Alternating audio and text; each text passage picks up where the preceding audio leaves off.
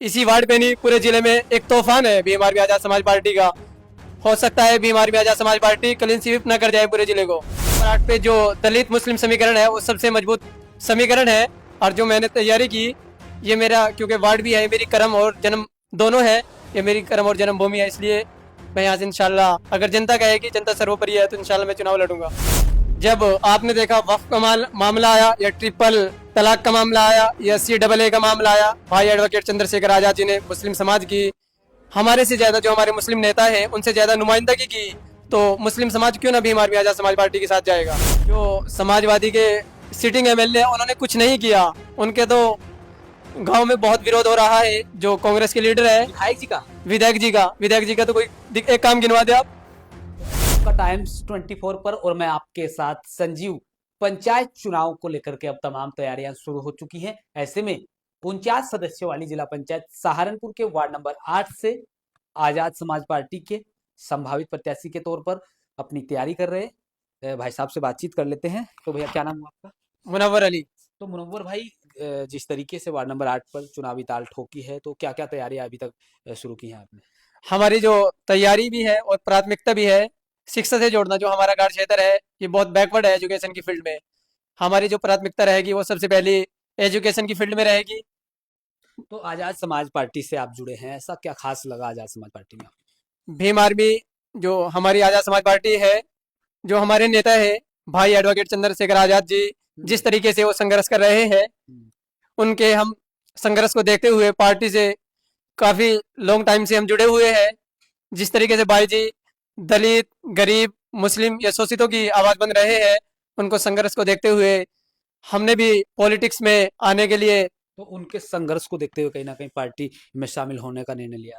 Party में तो already शामिल थे, अब चुनाव लड़ने का भी भाई जी से प्रेरणा स्रोत है हमारे, इसलिए हम पार्टी में आए। तो वार्ड नंबर 8 से चुनाव लड़ने का मन बनाया आपने? हाँ, पार्टी ने मेरे को वार्ड नंबर 8 का प्रभारी भी 1-1.5 साल से नियुक्त किया हुआ है। प्रभारी बनाया हुआ है? प्रभारी, हाँ, मेरी सबसे मजबूत यहाँ से दावेदारी भी है और हकदारी भी है, क्योंकि मैंने पिछले 2024 में और 25 में मैंने पूरे वार्ड की कमेटियां बनाई थी। अब पार्टी का एक प्रोग्राम भी चल रहा। तो मुनव्वर भाई, कैसे क्या लगा आपको कि वार्ड नंबर 8 से ही चुनावी रण में उतरा जाए? क्या वो मुद्दे होंगे और क्या समीकरण आप वार्ड नंबर 8 पे मानते हैं? वार्ड नंबर 8 पे जो दलित मुस्लिम समीकरण है वो सबसे मजबूत समीकरण है। और जो मैंने तैयारी की, ये मेरा क्योंकि वार्ड भी है, मेरी कर्म और जन्म दोनों है, ये मेरी कर्म और जन्म भूमि है, इसलिए मैं यहाँ से इंशाल्लाह, अगर जनता कहेगी, जनता सर्वोपरि है, तो इंशाल्लाह मैं चुनाव लड़ूंगा। तो वार्ड नंबर 8 पर कहीं ना कहीं दलित और मुस्लिम समीकरण हावी रहने वाला है। बहुत हावी रहने वाला है। इसी वार्ड पे नहीं पूरे जिले में एक तूफान है भीम आर्मी आजाद समाज पार्टी का। हो सकता है Bhim army Azad Samaj party clean sweep न कर जाए पूरे जिले को।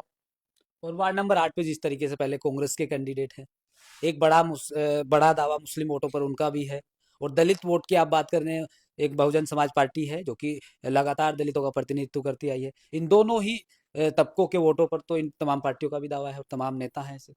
जो मुस्लिम समाज है उसने 2022 या 24 के जो बड़े इलेक्शन थे विधानसभा और लोकसभा, उसमें एक तरफा कांग्रेस अलायंस को वोट देकर देख लिया। वो बीजेपी को हराने की इसमें क्षमता नहीं है। दूसरी बात जो आपने बोली BSP की, BSP अब कमजोर हो चुकी है। BSP का जो समय था वो जा चुका है। BSP की लोकसभा में 00 आई, हो सकता है आपका 000 ना आ जाए BSP की। तो यहाँ मौजूदा सदस्य जो हैं कांग्रेस के हैं, ताहिर पहलवान, पिछले 5 वर्ष उनके आपने देखे, तो कैसा रहा उनका कामकाज? जो पहलवान जी है वो, हो सकता है उन्होंने कुछ कार्य भी कराए हो, लेकिन जो एजुकेशन की फील्ड थी, वो जनता के बीच में, जिस गांव से मैं आता हूँ, खैरी से लगभग कार्यकाल समाप्त हो चुका है। वो 5 साल में 5 बार भी नहीं आए, कहीं दिखाई नहीं दी। मेरे क्षेत्र में तो नजर नहीं आए। मैं तो कंटिन्यू था, क्षेत्र को रनिंग कर रहा हूँ। आप पार्टी का जो मैं अभी भी प्रोग्राम चलेगा, गांव गांव चलो, पाँव पाँव चलो। लोग तो कहते हैं कि विकास की गंगा बहाई है निरंतर, पिछले 5 वर्षों में विकास किया है ताहिर पहलवान ने। नहीं, पहलवान जी तो जनता है पहलवान तो, लेकिन पहलवान जी तो ये कहते हैं हमारी पार्टी का चेयरमैन नहीं था, हमारी पार्टी की स्टेट या सेंटर में सत्ता नहीं थी, इस तरीके से उनके पास जवाब देते हैं वो। और सबसे बड़ी समस्या जो मगनपुरा है हमारा, जहाँ से हमारे पहलवान जी आते हैं, वहाँ नेट की बड़ी समस्या और पानी की, वहाँ कागजों के अंदर पीने के पानी की, हाँ? पीने के पानी की बड़ी समस्या है। मेरी ये प्राथमिकता रहेगी सबसे पहले वहां पर, चाहे उसके लिए मेरे को लखनऊ तक संघर्ष करना पड़े, तो मैं इंशाल्लाह वहाँ। तो मुस्लिम वोटों की वोटों के ऊपर मुख्यतः यहाँ धारमधार है। तो मुस्लिम वोटों पर जिस तरीके से कांग्रेस पार्टी और समाजवादी पार्टी दोनों ही पार्टी कहीं ना कहीं अपना हक जताती हैं, तो क्या आजाद समाज पार्टी के पाले में मुस्लिम वोट आएगा? उसके लिए क्या क्या प्रयास आप लोग कर रहे हैं? जब आपने देखा वक्फ का मामला आया या ट्रिपल तलाक का मामला आया या CAA का मामला आया, भाई एडवोकेट चंद्रशेखर आजाद जी ने मुस्लिम समाज की हमारे से ज्यादा, जो हमारे मुस्लिम नेता है उनसे ज्यादा नुमाइंदगी की, तो मुस्लिम समाज क्यों ना भीम आर्मी आजाद समाज पार्टी के साथ जाएगा। नहीं, आप जिस तरीके से ग्राउंड पर लगातार काम कर रहे हैं तो लोग जुड़ रहे हैं, मुस्लिम समाज के लोग लोगों का बड़ी बहुत संख्या में आभार पार्टी। समर्थन है, लोगों को बहुत आभार समर्थन है। इस वार्ड का हर कार्यकर्ता भीम आर्मी आजाद समाज पार्टी के झंडे की तरफ जा रहा है। मैं दलित समाज से भी ये रिक्वेस्ट करूंगा कि आपके साथ सदियों सदियों शोषण हुआ है, आपको एक नेता मिला है, सदियों सदियों बाद ऐसे नेता आते हैं। भाई एडवोकेट चंद्रशेखर आजाद जी की लीडरशिप में उनके साथ चलने का काम करना चाहिए। अच्छा, तो पूरी तैयारी है फिर वार्ड नंबर 8 से? हाँ? फुल तैयारी है, इंशाल्लाह मैं चुनाव लड़ूंगा अगर हाईकमान का निर्देश हुआ। मेरी दावेदारी भी है और हकदारी भी है। तो टिकट को लेकर के बातचीत हुई है पार्टी नेताओं से या फिर जो बड़े नेता है पार्टी के? हाँ, पार्टी हाईकमान से मेरी बात चल रही है। पार्टी के पास वार्ड 8 में ऑफिशियली कोई अभी सामने कोई कैंडिडेट नहीं है, कोई बाहरी व्यक्ति तो सोच रहे हैं। जैसे जैसे समय नजदीक आएगा चुनाव का, तो ऐसे ही तमाम प्रत्याशी और भी टिकट की लाइन में होंगे, तो क्या आपकी बातचीत हुई है अभी पार्टी शीर्ष नेतृत्व से? नहीं, जो नेता आएंगे वो तो व्यक्तिगत तौर पे आएंगे, वो तो पैरासूट वाले होंगे। पार्टी तो उसको प्राथमिकता देगी ना। जो बहुजन यात्रा चलाते थे, जिन्होंने इस मूवमेंट को मजबूत करने का कार्य किया, पार्टी की तो फर्स्ट प्रायोरिटी प्राथमिकता उसकी रहेगी जिसने इस झंडे को मजबूत किया। तो आश्वस्त है टिकट को लेकर फिर अपने? इंशाल्लाह मैं आश्वस्त हूँ अपने नेता के। मेरे नेता का मेरे को इशारा भी है कि आप जाइए और फील्ड में तैयारी करिए। तो पार्टी नेताओं के द्वारा ही कहीं ना कहीं निर्देश दिया गया है कि आप वार्ड नंबर 8 पर काम कीजिए और तैयारी करिए। जी जी, मेरे को ऑफिशियली पार्टी ने प्रभारी यहाँ का नियुक्त किया हुआ है। तो प्रभारी हैं और मुख्यतः यही होता है कि जो प्रभारी वही प्रत्याशी के रूप में भी फिर देखने को मिलता है। जी जी, ऐसा ही होता है। ये पार्टी की पॉलिसी भी है, जो प्रभारी है वही कैंडिडेट होता है फ्यूचर में चल के। तो हो सकता है इंशाल्लाह अगर पार्टी हाईकमान का निर्देश हुआ तो इंशाल्लाह मैं चुनाव हर हाल में लड़ूंगा। तो यदि मौका मिला तो प्राथमिकता जिस तरीके से आपने बताया, शिक्षा को लेकर, सड़कों को लेकर, चाहे गांव से गांव जोड़ने की सड़क हो, शिक्षा क्षेत्र में ही ये कहीं ना कहीं पहला कदम होगा। हाँ, सबसे पहला मेरा शिक्षा के क्षेत्र में इसलिए कदम होगा, हमारे पूरे वार्ड में इंटर कॉलेज नहीं है। इसके लिए मैं जितना भी मेरे को संघर्ष करना पूरे पड़ा, वार्ड में कोई इंटर कॉलेज नहीं? पूरे वार्ड में जितने भी हमारे वार्ड के गांव पड़ते हैं, इसमें कहीं से कहीं तक भी आपको इंटर कॉलेज नहीं मिलेगा।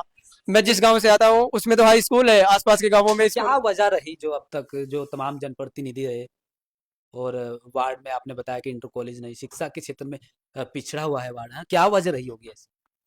वजह तो उन नेताओं ने इस फील्ड में जनता को, उन्हें पता है अगर जनता पढ़ लिख ली तो वो तो फिर सवाल करेगी। उन्होंने जनता को अशिक्षित रखने का कार्य किया। तो ये थे मुनव्वर भाई, देखा आपने, जो आजाद समाज पार्टी से वार्ड नंबर 8 पर अपनी टिकट की पेशकश कर रहे हैं पार्टी से और लगातार वार्ड में जो है जनसंपर्क करें, तो लोगों से मिल रहे हैं लगातार वार्ड में। जी, मैं पिछले 3-4 साल से जनता के बीच में हूँ कंटिन्यू। जिस गांव से मैं आता हूँ वहां से अंकल जी प्रधान प्रतिनिधि है। 1952 से मेरी फैमिली खैरीमर्ती पंचायत को रिप्रेजेंट कर रही है कंटिन्यू। तो लगातार जो है जनसंपर्क कर रहे हैं अपने वार्ड में लोगों जी से। जी, जिस पंचायत से आता हूँ वो मुख्य पंचायत आती है वार्ड नंबर 8 की, उस पर भी 3000 प्लस वोट है। इंशाल्लाह वहां से एक तरफा हमारा पार्टी को समर्थन सवाल जाएगा। तो ये भी है फिर तमाम बड़े नेता आएंगे, चाहे इमरान मसूद हो कांग्रेस से और समाजवादी पार्टी के बड़े नेता आएंगे, उन्हें भी मुस्लिम वोट चाहिए, उनकी भी एक बड़ी हकदारी रहती है मुस्लिम वोट पे। जो समाजवादी के सिटिंग MLA उन्होंने कुछ नहीं किया, उनके तो गांव में बहुत विरोध हो रहा है। जो कांग्रेस के लीडर है विधायक जी का? विधायक जी का तो कोई एक काम गिनवा दे आप। तो ऐसा क्या फिर इतना विरोध आप बता रहे हैं उनका विरोध है? विधायक जी ने जब कार्य नहीं किया ग्राउंड लेवल पे, आप दिखा दे कोई एक काम गिनवा दे। तो जब चुनाव आएंगे पंचायत के तब तो फिर वोट तो सबको चाहिए ना। नहीं नहीं, कैसे दे देंगे जब कार्य ही नहीं किया। पानी की समस्या है मेरे क्षेत्र से, जिस क्षेत्र की मैं बात कर रहा हूँ, इसमें शिक्षा की सबसे ज्यादा समस्या है, मुख्य समस्या है। यहाँ रास्ते नहीं है, लड़कियों को 30-30 किलोमीटर एजुकेशन के लिए जाना पड़ता है। बेड से पहले कोई इंटर कॉलेज नहीं है, सडोली से पहले कोई इंटर कॉलेज नहीं है। तो शिक्षा का बड़ा मुद्दा है आप मानते हैं वार्ड नंबर 8 में? शिक्षा का सबसे बड़ा मुद्दा है। तो ये थे मुनव्वर भाई, देखिए, जिन्होंने आजाद समाज पार्टी से कहीं ना कहीं वार्ड नंबर 8 पर ये चुनावी ताल ठोकी है और लगातार वो पार्टी से टिकट मांग रहे हैं और जल्द ही कहीं ना कहीं यहाँ पर जो है प्रत्याशी के रूप में भी देखे जाएंगे। जी इंशाल्लाह, मैं जल्दी आजकल में गांव गांव चलो पाँव पाँव चलो ये अभियान पूरे वार्ड में शुरू होगा इंशाल्लाह। हम्म। तो पूरा मजबूत खूंटा गाड़ दिया है फिर, हाँ? पूरा मजबूत इंशाल्लाह।